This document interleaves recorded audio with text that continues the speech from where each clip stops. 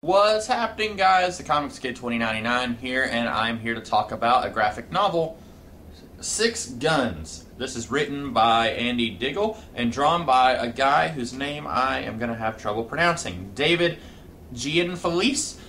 If I mispronounce your name, I'm sorry. I'll probably put some words down here at the bottom of the screen saying I'll just put your name there, and then I'll let everyone else decide how to pronounce it. This is a 5-issue miniseries.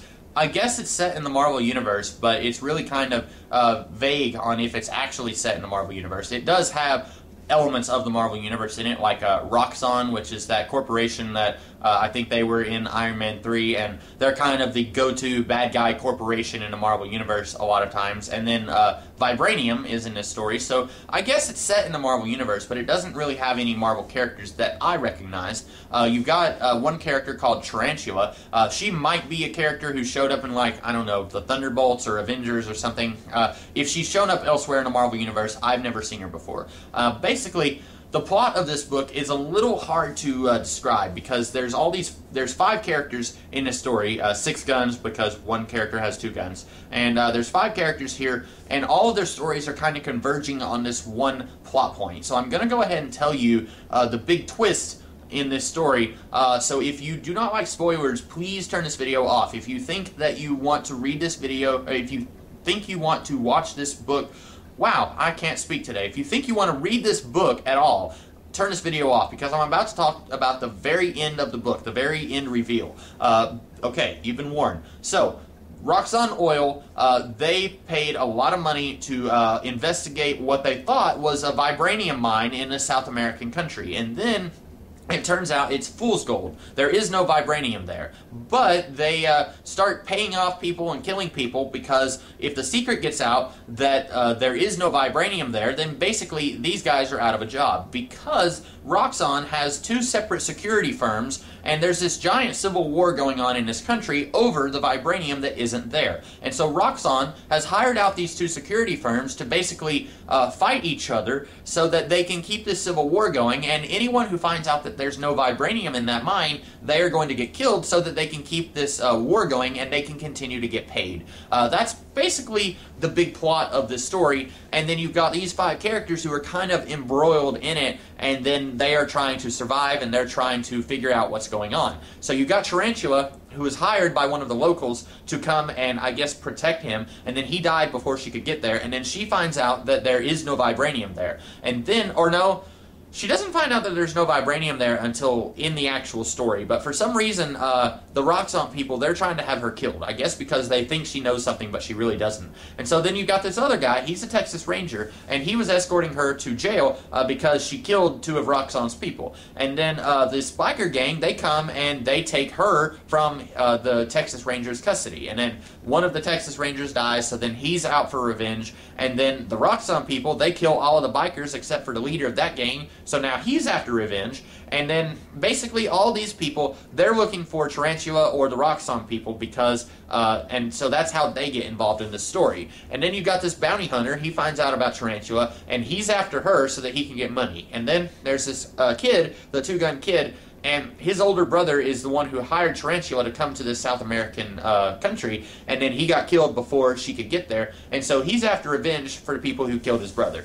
I think that basically sums up the plot here, and I really like this story. I want to go ahead and say that. I really wasn't sure what to expect. When I first saw the cover and the title, I thought it was going to be like an alternate reality, modern-day, Western reinterpretation of Marvel characters. I thought it was going to be like, sort of like 1602, but a Western. If you've read 1602 by Neil Gaiman, that's, you know, all the main Marvel characters from the Silver Age reimagined as characters in the early 1600s. And I thought this was going to be like that, but in a Western. And it really wasn't that. This is set in the modern day. I think it's set in the Marvel Universe. If not, it's set in an alternate Marvel Universe. But it's got all these characters who are not really, it's a modern-day Western set in the Marvel Universe. And if that sounds very appealing to you, then I would definitely check this out, because it does have a lot of sensibilities of Westerns. It's just set in the modern day, and there's helicopters, and there's, mines of vibranium that don't actually exist and stuff like that. And there's a PlayStation game, or not a PlayStation, it's an arcade game. And there's all kinds of stuff like that. It's a modern-day Western set in the Marvel Universe. That's really the best way that I can describe it. And I had a lot of fun reading this. It's like a really fast-paced, fun action movie, and not the mindless kind. There's action movies that are really fast-paced that are kind of mindless and just a lot of explosions. This has explosions and gunfire and stuff like that, but there's a plot here, and when you're reading it, you're like, I don't know what's going on here. I want to see what happens next. And when you finally see the big plot reveal, which I've already spoiled in this video if you're still here, when you finally get to that point, you're like, that reveal was worth it. There's an actual plot here to all the gunfire and explosions. And really, my only complaint here is that this is only a 5-issue miniseries, and there's 5 characters here that this story is trying to spotlight. And I feel like most of the characters get spotlighted pretty well, but with the story only being 5 issues long, I feel like this could have been maybe, there's a cat playing in the background, that's what you're hearing right now. This story maybe could have been 2 issues longer, and we could have gotten a lot more character stuff fluffed out. But if it had done that, here I would have been probably complaining that the story was too long and that the story that we got didn't really need to be 7 issues long. So it's really, you're between a rock and a hard place. Do you kind of shortchange the readers on the character stuff and make the plot be as long as the miniseries needs it to be, or do you shortchange the readers and say, this plot really only needed to be 5 issues long, but we're going to make it 2 issues longer to focus on the characters? You're in a no-win situation there. I feel like these characters could have been fleshed out a little more, or at the very least do a sequel so that I can see more of these characters, because I don't think any of these characters have shown up since then, except maybe Tarantula. She's that one character who I'm thinking she's probably appeared somewhere before and I just don't know it, but I would love to see these characters show up in another miniseries by this creative team. I know when I saw that it was Andy Diggle, I was like, I don't know about that, because I've heard a lot of people talk smack about his Daredevil work and his Shadowland, but then I've also heard people say that his Green Arrow stuff is really good. So I really wasn't sure what to expect from this, and I ended up really liking it. It was a lot of fun.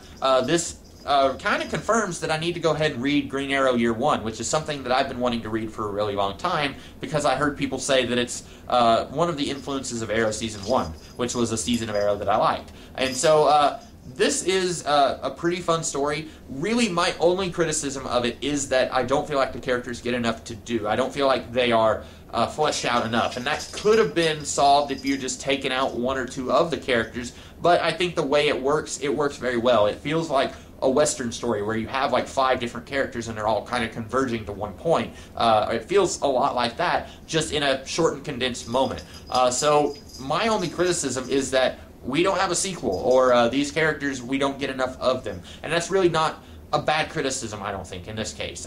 So I really enjoyed 6 Guns, and I hope that you guys enjoyed this video. If you did, be sure to like, share, comment, and subscribe. And I will be back later in the week with some other kinds of videos, and then I will see you guys then. Have a great rest of your day. Catch you later.